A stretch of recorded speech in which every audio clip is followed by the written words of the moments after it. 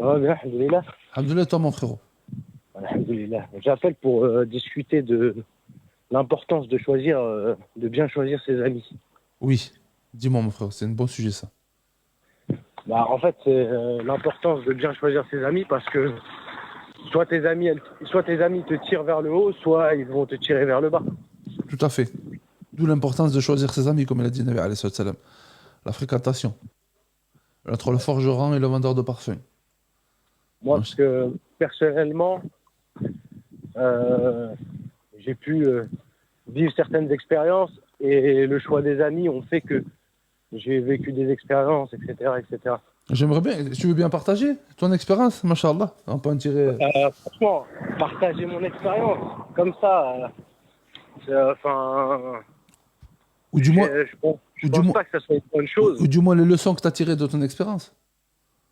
Les leçons donc j'en ai tirées, c'est que euh, en vérité, la vie, en vérité, c'était pas ce que je faisais en fait la vie. En fait, la vraie vie, ça n'a rien à voir à ce qu'on nous fait croire en fait. Je sais pas si je D'accord. me suis bien exprimé. Si, c'est bien exprimé.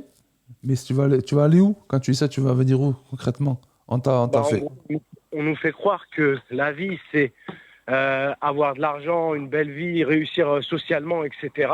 Ouais. En fait, on nous fait beaucoup croire que la vraie vie, c'est la réussite sociale. Mhm. Et en fait, non. La vraie vie, c'est la réussite religieuse. Ouais. Ouais. En fait, c'est ça. Et c'est ça que j'en ai tiré comme de mon épreuve. C'est ça que j'en ai tiré, en fait. Ouais. Après, l'un n'empêche pas l'autre. Tu peux réussir religieusement. Oui, oui, Enfin, oui, oui. mais Oui, finalement, oui, oui, non, c'est pas qu'est-ce qu'une réussite religieuse, quelque part, finalement?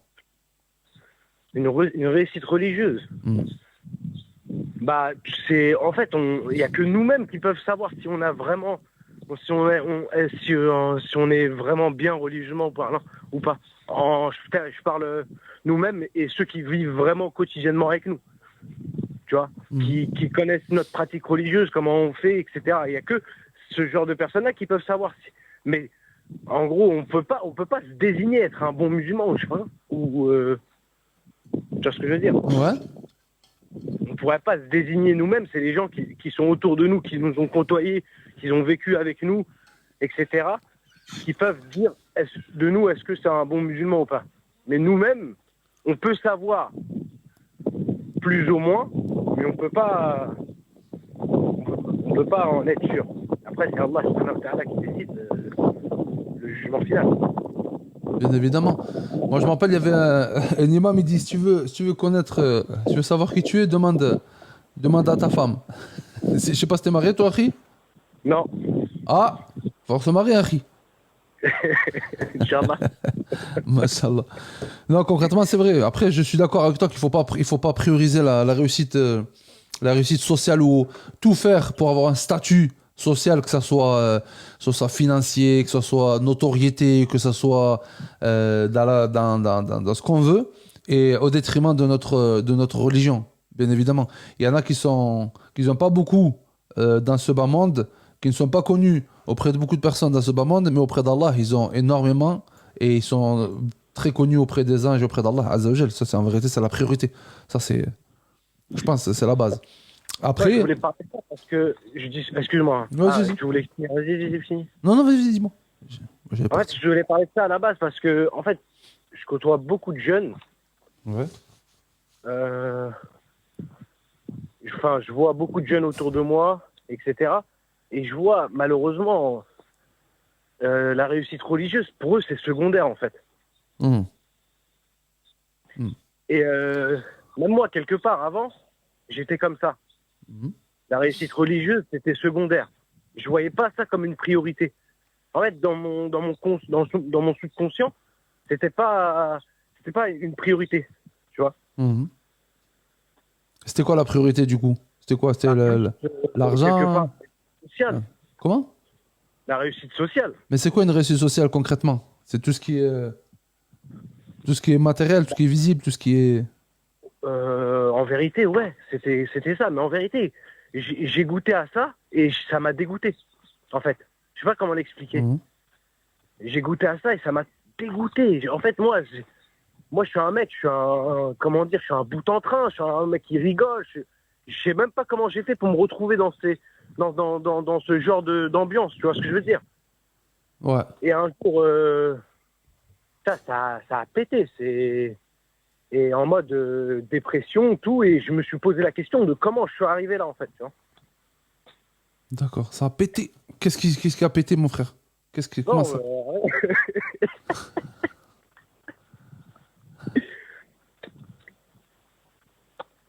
Ouais. la vie a fait en sorte que je me prenne un mur. Tu vois. Une épreuve, alhamdoulilah, c'est un cadeau d'Allah. Et Inch'Allah. voilà, exactement. Et maintenant, Et et maintenant, tu te sens mieux?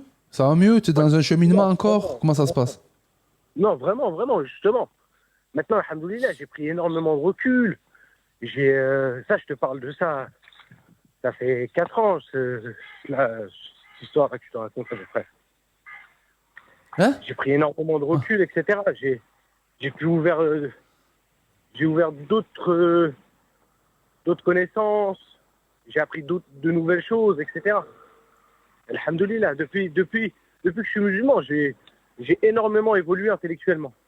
Masha'Allah. Allahumma barik. Et barak fik. Et ça a été quand tu t'es ouvert au niveau religieux, tu me dis. Ouais. Ouais, exactement. Si j'aurais jamais connu l'islam, pour moi, j'aurais jamais ouvert mon intellect à certaines choses. Masha'Allah. Et c'est vraiment, vraiment, vraiment réel. Les gens qui me connaissent, ils peuvent témoigner. Peuvent témoigner. Et du coup, Vraiment. et du coup, Vraiment. et du coup, t'as un conseil à donner alors pour les gens qui étaient comme toi avant et maintenant, alhamdoulilah, quel conseil tu donnerais pour que les gens. Conseil, Ah, même si je le donne, en vérité, ça va être propre à chacun. Parce que, en fait, moi, le conseil que je donne, c'est fais gaffe à tes amis. Fais gaffe à tes amis, en vérité. Parce que si t'es quelqu'un de nia, t'es quelqu'un d'un mec qui est, tu vois, qui est comme moi, j'étais un bout en train, etc. Je suis pas un. J'ai jamais été bout en train. un. Attends, j'aimerais juste arrêter cette expression bout en train. Ça veut dire quoi en fait? Tu l'as dit 2 fois, machallah. Genre Un tu bout vas en dans le train, train, tu vas au bout du train. Un blagueur. Ouais. Un blagueur, tout ça. Ah, d'accord, bout en train. C'est ça, un mec qui est là, qui aime bien rigoler, qui aime bien les. Tu vois. Pas un mec qui. C'est ça, un bout en train. D'accord. Alhamdulillah. Et on va dire, allez, un conseil, un petit dernier conseil pour les gens qui nous regardent et qui étaient comme toi, qui étaient, on va dire, dans la dunya et que qu'est-ce qui était déclic et qui t'a permis de revenir un peu plus vers Allah, etc. Le rappel de la mort. Allahu Akbar. Ou vivre une épreuve où tu frôles la mort. C'est la seule moyen.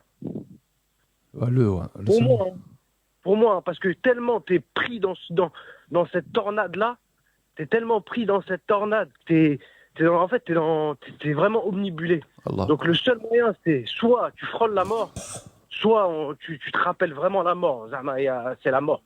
Pour moi, c'est ça. C'est la mort. Quoi. T'as failli mourir du coup. Hein. En fait, tu t'es rappelé la mort peut-être, ou des gens autour de toi. Ouais, on va dire plus ça, ouais. Inch'Allah. De toute façon, dans tous les cas, même si j'ai failli mourir, dans tous les cas, je pense que dans notre vie, tous, plus ou moins, on est tous pareils, on a tous failli mourir plus d'une fois.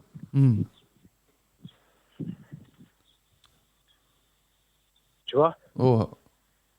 Et c'est moi, c'est comme ça que je vois les choses. Après, peut-être que c'est mauvais. Hein. Non, c'est bien de revenir vers Allah, de prendre les signes d'Allah comme un rappel, c'est bien. Hein. Je pense que c'est bien, hein, Allah, mais il faut un peu. Il y en a plein, ils vont presque mourir et tout, et après le lendemain, ils repartent à faire la fiesta et tout. Donc, je pense qu'entre les deux, c'est celui qui revient vers Allah après un rappel qui repart faire la fiesta. Après, ouais. En fait, il faut faire comprendre aux gens, en fait, que. Vas-y, fais comprendre aux gens. Parce qu'il y en a, tu vois, ils frôlent la mort, mais ils n'ont pas encore connu, on va dire, tu vois, la vraie dunya. Ils n'ont pas goûté, en fait, à la vraie dunya. En fait, c'est quand tu goûtes à la vraie dunya et que tu frôles la mort à ce moment-là, que tu as plus de chances pour moi de te réveiller. Parce qu'en fait, tu comprends en vérité que ce monde-là, il est trop éphémère, en fait. D'accord. Il est trop éphémère. Dunya, c'est le fait de s'attacher au bien matériel ou au bien de ce bas monde, plus qu'à Allah. Et finalement, quand la mort, elle te frôle ou quand tu penses à la mort, et ben là, tu te rends compte qu'en fait, finalement, ces biens ne sont qu'éphémères. En fait, tout est éphémère, même l'amitié. À part l'amitié, la vraie amitié. Là, on va un peu plus profondément. Qui c'est qui t'a trahi, Akhi? Qui c'est qui t'a déçu? Dis-nous tout, Akhi. Qui c'est qui t'a fait du mal, mon frérot? Ça, là, on sent le cœur plein. Là, on sort le gros cœur. Je suis pas trop ce genre de personne-là qui aime bien se. Dis les noms, dis les noms. Non, je rigole, ça. Je suis pas trop de cette team-là qui aime bien, tu vois. En gros, parlez-moi, si je parle là, c'est juste pour éviter. C'est vrai que tu parles pas depuis tout à l'heure. Apporter mon expérience sur une certaine vision de la chose et sans forcément rentrer dans les détails. D'accord. Ben écoute, je te remercie en tout cas pour ton témoignage, pour ton petit conseil, ta petit témoignage sur le rappel de la mort, sur l'éphémérité de ce bas monde. Jazakallah khair akhil Habib. Ben qu'Allah il apaise nos cœurs, tous, parce qu'on a tous en vérité des blessures dans le cœur, on essaie d'avancer à plaie ouverte. Parfois elles se ferment, parfois elles ont du mal. Tout dépend de notre relation avec Allah, moi je pense. Et tout passe, alhamdoulilah. Exactement, tout passe. Jazakallah khair. Ce qui a été éprouvé, c'est que on est fait pour ça, surmonter cette épreuve. Exactement. Alhamdulillah. Barakallahu fik en tout cas mon frère. Jazakallah khair pour ton appel. Qu'Allah te récompense, Akhil Habib. La hafd. Salam alaikum. Wa alaykoum salam wa barakatuh.